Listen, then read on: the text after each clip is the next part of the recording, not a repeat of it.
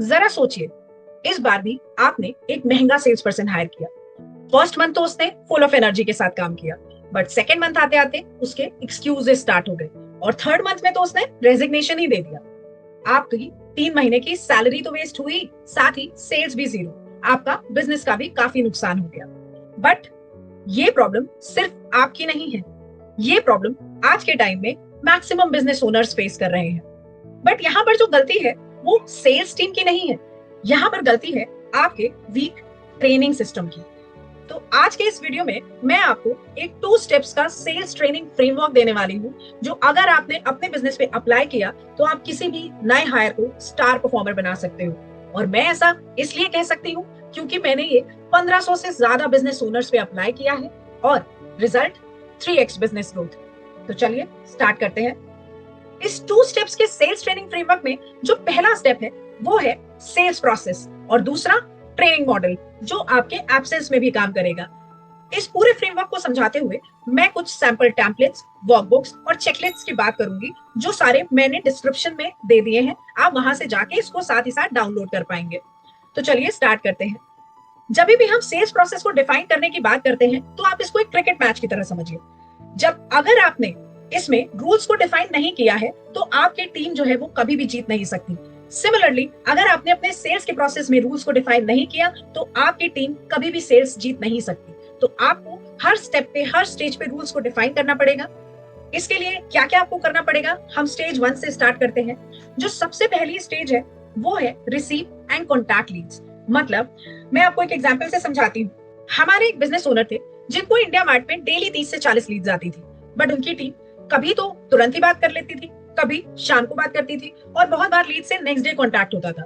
अब इतने में वो लीड्स जो है वो कोल्ड हो जाती थी। तो हमने उनकी इस प्रॉब्लम को आइडेंटिफाई किया और उनकी टीम को इस चीज पे ट्रेन किया कि हर लीड जो रिसीव होगी वो अगले 5 मिनट में कॉन्टैक्ट की जाएगी। और आप विश्वास नहीं मानेंगे कि ऐसा करने से, इस छोटे से चेंज से उनका जो रिजल्ट है वो 5x बढ़ गया। मतलब अब जहां पर उनकी 1 लीड कन्वर्ट होती थी वहां 5 लीड्स कन्वर्ट होने लग गए।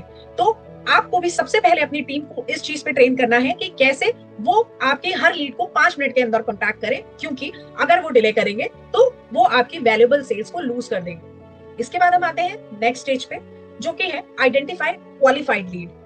जब भी आप देखेंगे कि आप अगर किसी शादी के लिए रिश्ता ढूंढने जा रहे हैं तो आपको बहुत सारे लोग मिलते हैं, बट क्या आप हर किसी से बात को बढ़ाते हैं? नहीं। उसी तरीके से हर लीड आपका कस्टमर नहीं है।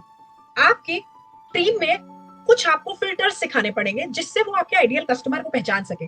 जैसे, मेरा जो आइडियल कस्टमर है उसका बजट कम से कम इतना होना चाहिए, वो इस इंडस्ट्री से होना चाहिए, वो B2B होना चाहिए या B2C होना चाहिए, कई बार उसका जेंडर क्या होना चाहिए, उसकी लोकेशन क्या होनी चाहिए। ये आपको डिफाइन करना है कि आपका आइडियल कस्टमर जो है उसके क्या क्या फिल्टर्स हैं और उस पर आपको अपनी टीम को ट्रेन करना है, सो दैट आपकी जो टीम है सिर्फ और सिर्फ क्वालिफाइड लीड्स पर ही काम करे, उन पर ही फोकस करे, बेकार की लीड से बात करने में अपना टाइम वेस्ट ना करे। इसके बाद आता है आपका स्टेज 3, अंडरस्टैंड रिक्वायरमेंट। ये बहुत इंपॉर्टेंट स्टेज है। आप इस एग्जाम्पल से समझिए कि जब आप डॉक्टर के पास जाते हैं तो क्या डॉक्टर हर किसी को सेम दवाई देता है? नहीं। पहले वो आपकी प्रॉब्लम को समझता है और उसके अकॉर्डिंग आपको मेडिसिन देता है।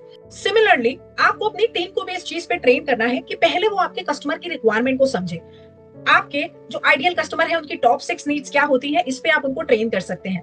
फिर आप उनको इस चीज पे ट्रेन कर सकते हैं कि जब भी आप किसी कस्टमर को पिच कर रहे हैं या कस्टमर के साथ मीटिंग कर रहे हैं तो ज्यादा से ज्यादा सुने। 80% जो है वो आपका लिसनिंग टाइम होना चाहिए और सिर्फ 20% आप अपना सॉल्यूशन ऑफर करेंगे। और इस तरीके से अगर आप अपने कस्टमर के रिक्वायरमेंट्स को समझेंगे तो आपकी सेल्स टीम के लिए ये बहुत आसान हो जाएगा कि कस्टमर की हर एक रिक्वायरमेंट के साथ वो आपके प्रोडक्ट के फीचर को मैप कर दे, सो दैट उनकी जो नीड है वो आपके प्रोडक्ट के फीचर से सेटिस्फाई हो जाए। तो इस तरीके से आपको अपने कस्टमर की रिक्वायरमेंट समझना पड़ेगा।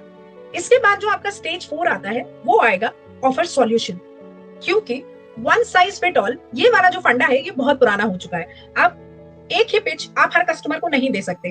आप कस्टमर की रिक्वायरमेंट के हिसाब से अपनी पिच को कस्टमाइज करेंगे, उसके अकॉर्डिंग आप अपने फीचर्स के साथ उनको मैच करेंगे और उस पर्टिकुलर फीचर से कस्टमर को क्या बेनिफिट हो रहा है वो उनको समझाएंगे। जैसे अगर आपके प्रोडक्ट में एक फीचर है कि आपका जो प्रोडक्ट है वो प्रोडक्शन की स्पीड को बढ़ा देता है और यही कस्टमर की नीड थी कि उसका प्रोडक्शन डिले हो रहा है, तो आप जो कस्टमर की नीड थी डिले प्रोडक्शन, उसके साथ आपने अपने फीचर को तो मैप कर दिया कि आपका जो प्रोडक्ट है वो प्रोडक्शन की स्पीड को बढ़ाएगा, बट उससे कस्टमर को क्या क्या बेनिफिट होंगे ये बताना बहुत जरूरी है। जिस जैसे उसकी टाइम सेविंग होगी, वो एक दिन में डबल प्रोडक्शन कर सकता है, वो पूरे दिन के काम को आधे दिन में फिनिश कर सकता है, और उसका जो लेबर कॉस्ट है वो भी कम हो जाएगा। साथ ही साथ उसके और भी कॉस्ट होंगे जो बचेंगे। तो जब तक आप उसकी बेनिफिट को भी मैप नहीं कराएंगे तब तक आप मैक्सिमम क्लोजर नहीं कर पाएंगे। तो आपको अपनी टीम को जो है वो इस चीज पे ट्रेन करना है कि वो कस्टमर की नीड, आपके प्रोडक्ट के फीचर्स और साथ ही साथ कस्टमर के स्पेसिफिक बेनिफिट्स उनको बताए।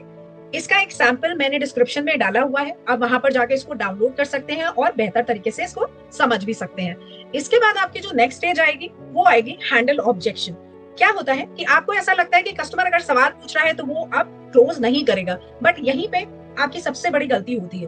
अगर आपने अपनी सेल्स टीम को इस चीज पे ट्रेन कर दिया कि आपके टॉप ऑब्जेक्शंस क्या आते हैं, उसके स्टैंडर्ड आंसर्स क्या होते हैं और हर ऑब्जेक्शन पे सेल्स पर्सन को क्या जवाब देना है, तो आपकी जो सेल्स टीम है वो बहुत ही कंसिस्टेंट तरीके से आपके कस्टमर को सेटिस्फाई कर पाएगी, उनके ऑब्जेक्शंस को हैंडल कर पाएगी, उनका भी कॉन्फिडेंस बूस्ट होगा और आपका और आपके कस्टमर के बीच का जो ट्रस्ट बिल्डिंग है वो भी बन जाएगा। क्यों? क्योंकि अब उनको ऐसा लगेगा कि अगर आपका हर सेल्स पर्सन सेम तरीके की बात कर रहा है, इसका मतलब है कि आपका प्रोडक्ट भी जेन्युइन है और आप जो कमिट कर रहे हैं वो भी जेन्युइन है। तो आपको इस पर्टिकुलर स्टेज पे अपनी टीम को बहुत अच्छी तरीके से ट्रेन करना है। इसके बाद जो आपका नेक्स्ट स्टेज आता है वो आता है नेगोशिएशन। अगर आपका सेल्स पर्सन किसी भी डील को डिस्काउंट देके क्लोज कर रहा है या डिस्काउंट देके जीत रहा है, तो इसका मतलब है कि आपका जो सेल्स पर्सन है वो अपने प्रोडक्ट की वैल्यू जो है वो समझा नहीं पाया। तो यही आपको इस स्टेज पे करना है। आपको अपनी टीम को इस चीज पे ट्रेन करना है कि वो किसी भी डील को डिस्काउंट से ना जीते, वो आपकी जो प्राइस है वो कस्टमर को वैल्यू के साथ मैच कराएं, उनको ये समझाएं कि अगर वो आपको 100 रुपए दे रहे हैं तो उसके बदले में उनको 500 रुपए का बेनिफिट कैसे होगा ये प्रोडक्ट खरीद के या ये सर्विस लेके। तो जब आपका जो सेल्स पर्सन है वो कस्टमर को ये बता देगा कि किस तरीके से उसको 5x वैल्यू मिल रही है, तो कस्टमर कभी भी डिस्काउंट की बात नहीं करेगा और नेगोशिएशन हमेशा आपके पक्ष में होगा। इसके बाद जो आपका नेक्स्ट स्टेज आता है वो बहुत इंपॉर्टेंट है, ये है फॉलो अप स्टेज। क्यों? क्योंकि केवल 3% डील्स होती हैं जो पहले कॉन्टैक्ट में या पहली मीटिंग में क्लोज होती हैं। 97% ऑफ द लीड्स जो है उनके साथ आपको एक structured follow up system follow करना पड़ता है और आपको टीम को 4-5 टच पॉइंट्स पे ट्रेन करना होता है। जैसे पहली बार उन्होंने कॉन्टैक्ट एस्टैब्लिश किया वो फोन पे था, उसके बाद वो फेस टू फेस मीटिंग के लिए गए, तीसरी बार में उन्होंने व्हाट्सएप पे उनको डिटेल भेजी, चौथी बार में उन्होंने उनको ईमेल किया और पांचवी बार पे फिर से उन्होंने पर्सनल मीटिंग की। तो ये सारी स्टेजेस, ये सारे टच पॉइंट में वो क्या स्क्रिप्ट होगी, किस तरीके से वो बात करेंगे, वो क्या क्या जवाब देंगे, वो सारे डिफॉल्ट स्क्रिप्ट आपको अपनी टीम को देने पड़ेंगे और उनको उस पर ट्रेन करना पड़ेगा। इसकी कुछ सैंपल स्क्रिप्ट्स क्या हो सकती है वो मैंने ऑलरेडी डिस्क्रिप्शन में डाल दिया है, आप वहां पर जाकर इसको डाउनलोड कर सकते हैं और एज इट इज अपने बिजनेस के लिए यूज भी कर सकते हैं। तो जब ये सातों स्टेप्स, ये सातों स्टेजेस पे आपकी टीम ट्रेन हो जाएगी तो आपके पास जो फाइनल प्रोडक्ट निकल के आएगा वो होगा एक विनिंग स्क्रिप्ट। अब आपकी टीम को आपको सिखाना पड़ेगा कि एक स्टैंडर्ड ओपनिंग लाइन कैसी होनी चाहिए, discovery question, need analysis questions क्या होंगे, उसके सॉल्यूशंस, उसके फीचर्स आपके प्रोडक्ट में क्या है, ऑब्जेक्शन हैंडलिंग आपको कैसे करनी है, स्टैंडर्ड आंसर्स क्या है, आपकी स्क्रिप्ट में कंसिस्टेंसी कैसे आएगी। और जब ये सारी चीजें आपके पास अवेलेबल होगी तो फाइनल एक स्क्रिप्ट निकल के आएगी जो कि आपकी एक स्टैंडर्ड स्क्रिप्ट होगी, आपका हर सेल्स टीम जो है उसको यूज कर रहा होगा। एक सैंपल स्क्रिप्ट मैंने डिस्क्रिप्शन में भी डाल दी है, आप वहां पर भी जाके इसको डाउनलोड कर सकते हैं। तो ये तो हुआ आपका पहला स्टेप। तो अब हम बात करते हैं नेक्स्ट स्टेप की कि क्रिएट ट्रेनिंग मॉडल।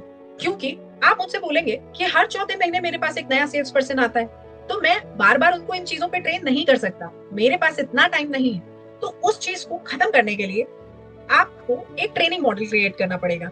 उसके लिए आपको क्या करना है, सिर्फ एक सेल्स पर्सन को आपको जूम पर या फिर गूगल मीट पर या किसी भी रिकॉर्डिंग एप्लीकेशन पर जाकर ट्रेन करना है।